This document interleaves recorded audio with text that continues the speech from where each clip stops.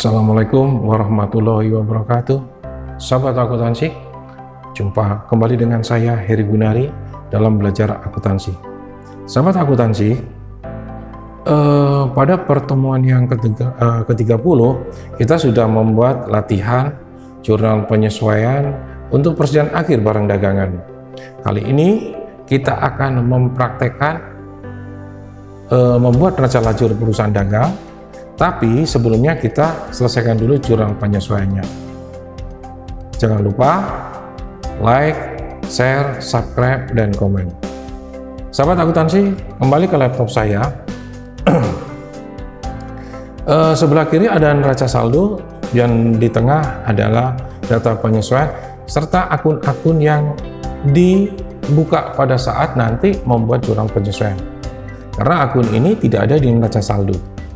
Ya, kita mulai. Data penyesuaian 31 Desember, persediaan barang dagangan akhir 75.000. Menggunakan apa? Ikhtisar atau KHPP. Ternyata di dalam akun yang baru dibuka disediakan nomor 302 ikhtisar laba rugi.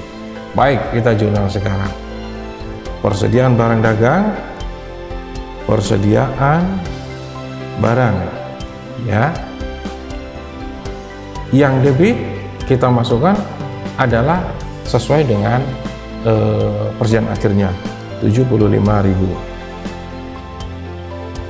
Kreditnya adalah ikhtisar laba rugi.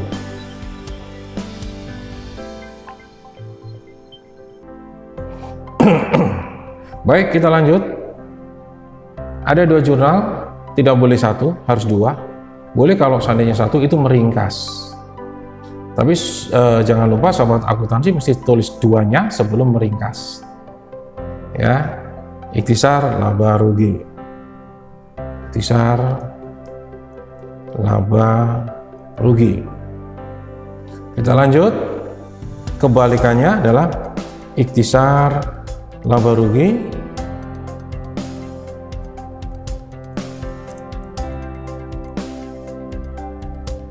kita tulis angkanya adalah sebesar persediaan barang awal, yaitu 50.000. Persediaan barang 50.000.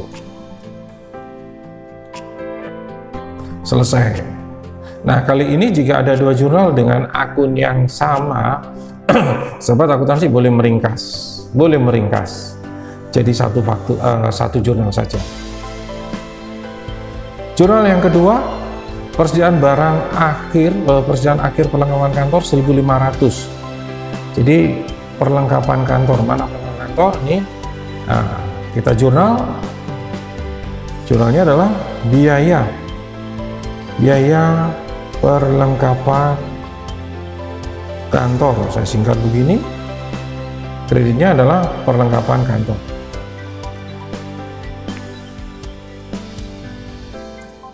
Perlengkapan kantor.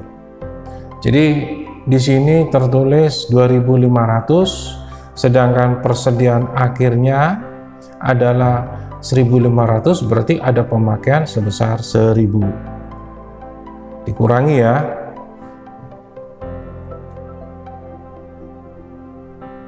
Baik, kita lanjutkan dalam jurnal yang kedua. Persediaan akhir perlengkapan penjualan. Di sini tidak ada akun perlengkapan penjualan karena memang dicatat sebagai biaya. Tertulislah biaya perlengkapan penjualan di 0513. Boleh. Tapi jurnal penyesuaiannya tidak seperti perlengkapan kantor. Yang kita catat adalah sebesar persediaan akhirnya. Sahabat akuntansi, ini pernah kita bahas dalam kita belajar jurnal penyesuaian di perusahaan jasa. Dicatat sebagai harta, dicatat sebagai biaya. Baik itu perlengkapan maupun biaya-biaya yang sifatnya dibayar di muka. Jadi untuk mengingat kembali data penyesuaian ini saya tampilkan di dalam kita membuat latihan perusahaan dagang untuk neraca lajurnya. Kita jurnal di sini perlengkapan penjualan, kita debit. Perlengkapan penjualan, kreditnya adalah biaya perlengkapan penjualan, saya singkat itu aja, biaya perlengkapan penjualan. Berapa nilainya? Sesuai dengan persediaan akhir, yaitu biaya perlengkapan 1.700.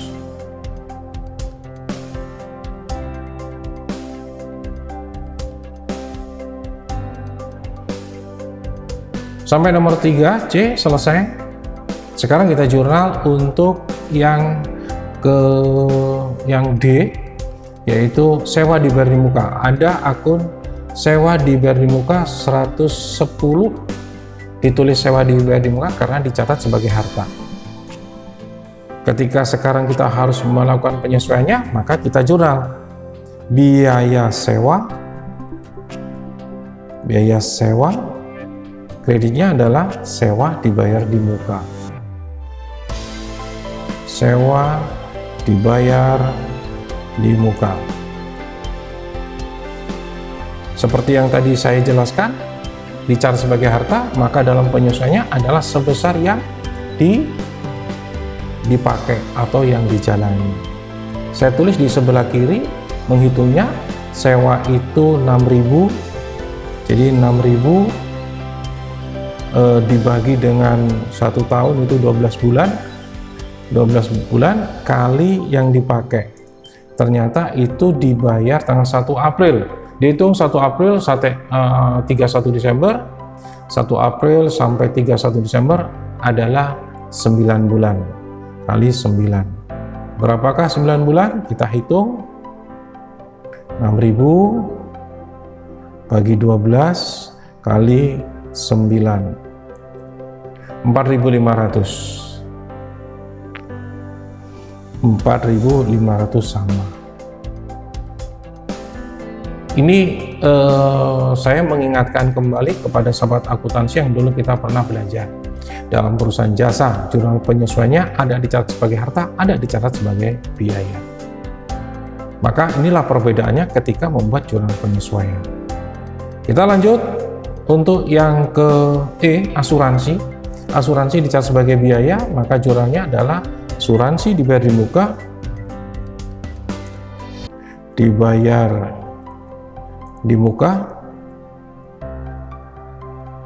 kreditnya adalah biaya asuransi.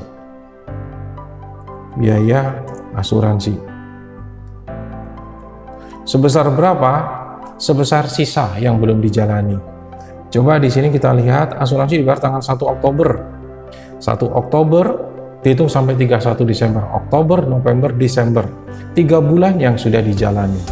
Yang belum berapa? Kalau 1 tahun itu 12, berarti dikurangi 3 adalah 9 juga yang belum dijalani. Kita hitung di sini, asuransi adalah angkanya 9.000 bagi 12 kali 9. Berapa hasilnya? Kita hitung di sini. Asuransinya adalah 9.000 bagi 12 kali 9. Yang belum dijalani 6.750 sama. Kebetulan masa yang dijalani untuk sewa 9 bulan dan masa yang belum dijalani untuk asuransi 9 bulan. Kebetulan sama-sama 9 bulan. Tetapi bukan harus sama seperti itu. Ini kebetulan sama. Ya. Kita lanjut tanggal 31, yaitu peralatan menyusut 10%. Ada biaya penyusutan peralatan. Biaya penyusutan peralatan adalah 10%. Kita kalikan peralatan itu sendiri, peralatan adalah 45.000, berarti 4.500. Sedangkan kreditnya adalah akumulasi. Akumulasi, saya singkat aja. Akumulasi penyusutan peralatan.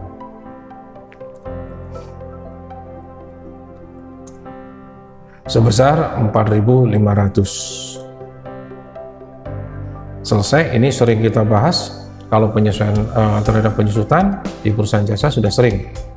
Gaji yang masih harus dibayar terakhir adalah 2.600. Kita ubah jurnalnya, biaya gaji, akun yang dibuka ada di sini tidak ada utang gaji, tetapi di sini ada utang lain-lain. Kita tidak perlu membuka akun baru karena soal tidak menyediakan, kita masukkan akun yang sesuai saja, yaitu hutang lain-lain. Sebesar sama, yaitu 2.600.